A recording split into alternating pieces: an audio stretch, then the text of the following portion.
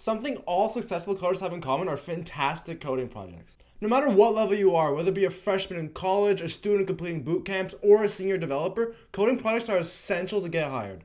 This is especially true with the less experience in the field you have. Another thing successful coders have is being subscribed to my YouTube channel. Today I'm going to walk you through the perfect outline to build coding projects so you can stand out from all the thousands of applicants and finally get that job of your dreams. If you've done any coding projects similar to what I'm about to share with you, or you need help with your own coding project, make sure to let me know down in the comments below. Start by finding a real world problem that you want to solve and brainstorm how you could solve that using code. Now I don't mean finding a cure for cancer with your code, but solve a problem that's relatable to a lot of people. Even the simplest of problems can make the best project, so don't overthink this part too much. For example, in my most recent tech project, I tried to solve the problem of applying to internships for software engineering students. I made use of an API to scrape the web for all open applications across the entire web and then put it all on one website for everyone to see. The most important part is that you make sure you understand the problem that you want to fix so that you can explain it to anyone. This is especially important in an interview because it makes for an engaging and personal conversation, which just helps you stand out. Next, plan out your project. Now I don't mean drawing state diagrams and all that jazz, just simply plan ahead about what tech stacks you want to use and how you're going to implement that. This can include anything from what languages or frameworks you want to use, and then if you want to use databases or not, if you want to use databases, you want to use a SQL or no SQL database, or if you want to use some sort of cloud computing instead. Think about what your front end is going to look like. How are you going to build the UI? What's your back end going to look like? How are you going to connect it to your front end? If you decide you do need a database, how do you plan on accessing it?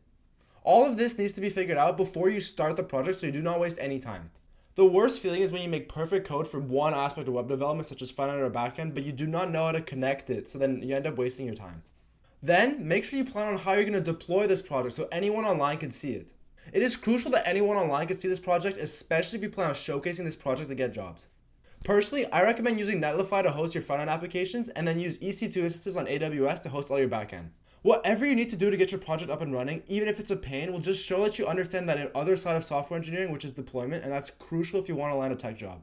Now this next thing is a very simple thing that a lot of people neglect, myself included. You need to make sure you're either constantly uploading a Git or you're constantly updating your GitHub repo. This is especially important because it's mandatory to include your GitHub repository in a software engineering resume. Recruiters will visit this link at the top of your resume, and the first thing they will see is your profile. If you haven't set this up already, you need to do it right now, after this video. GitHub includes a functionality which indicates which coding language is predominantly used in each repository, so that way any recruiter can automatically see if you fit the requirements for a role. Most importantly, they'll see how active you are on GitHub and how many comments you've made over the past year.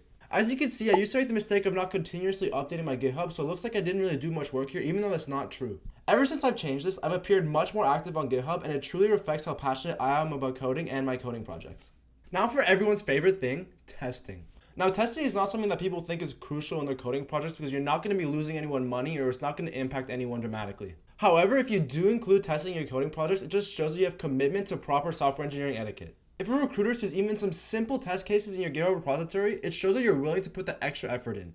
Even though you probably hated writing those test cases, it says a lot about you and this will help you stand out. Even having a few tests, maybe in a folder called test or testing, will bring you to that next level. Finally, if you really want to make a coding project successful, you need to make sure you share with as many people as possible. If your product has an impact on other people's lives, it entices recruiters and businesses and just makes you stand out amongst all the thousands of other candidates. Now, this includes putting your coding project in your coding portfolio. Having a coding portfolio is as essential to the job application process as a resume, especially in this tech market. Creating a portfolio website is a powerful way for you to showcase all your projects and make a lasting impression on employees. If you don't have one already, I highly recommend you check out this video. If you found any of this helpful, please make sure to like and subscribe. You can also check out this video if you're looking for inspiration on a coding project that got me interviews at Faang. Good luck in your coding.